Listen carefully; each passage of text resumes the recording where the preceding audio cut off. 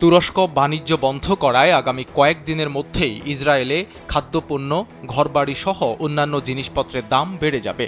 Erdogan বাণিজ্য বন্ধ করার ৩ দিনের মাথায় ইসরায়েলি সংবাদ মাধ্যম ক্যালকালিস্ট এই খবর জানিয়েছে। সম্প্রতি ফিলিস্তিনের গাজা উপত্যকায় যতদিন পর্যন্ত হামলা বন্ধ না হবে ততদিন পর্যন্ত ইসরায়েলের সঙ্গে সব ধরনের বাণিজ্য বন্ধ রাখার সিদ্ধান্ত নেয় তুরস্ক। গত ২ মে থেকে এই সিদ্ধান্ত কার্যকর করেছে আঙ্কারা।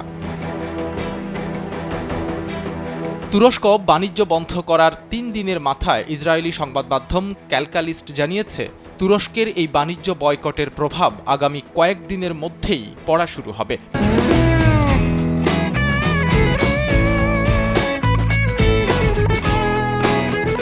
এরদোয়ানের এই সিদ্ধান্তের কারণে ইসরায়েলে মৌলিক পণ্য, খাদ্যপণ্য এবং বাড়ি ঘরের দাম বেড়ে যাবে। ইসরায়েলি এই সংবাদ মাধ্যম আরও জানিয়েছে, তুরস্ক বাণিজ্য সম্পর্ক ছিন্ন করার পর ইসরায়েলি সরকার বেশ অবাক হয়েছে, কারণ তারা ভেবেছিল তুরস্ক বাণিজ্য বন্ধ করে দেওয়ার হুমকি দিলেও এটি কখনোই কার্যকর করবে না। কিন্তু তাদের অবাক করে দিয়ে তুর্কি প্রেসিডেন্ট রিসেপ তাইয়েপ এরদোয়ান সিদ্ধান্ত কার্যকর করে ফেলেছেন।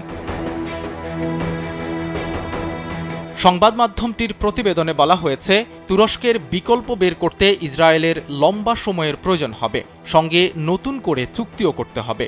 এমনকি বিকল্প কোনো দেশের সঙ্গে চুক্তি করলেও পণ্যের দাম বেশিই থাকবে। পণ্যের মূল্য বৃদ্ধির এই ভার সাধারণ ইসরায়েলিদেরই বহন করতে হবে, যারা যুদ্ধের কারণে ইতোমধ্যে আগের তুলনায় বেশি দাম দিয়ে নিত্য প্রয়োজনীয় পণ্য কিনছেন। তুরস্কের বাণিজ্য নিষেধাজ্ঞার সবচেয়ে বড় প্রভাব পড়বে ইসরায়েলি নির্মাণ শিল্পের ওপর, সঙ্গে অটোমোবাইল খাতেও এটির প্রভাব পড়বে, কারণ বেশিরভাগ অটোমেকাররা জনপ্রিয় সব গাড়িগুলো তুরস্ক থেকে ইসরায়েলে নিয়ে আসে।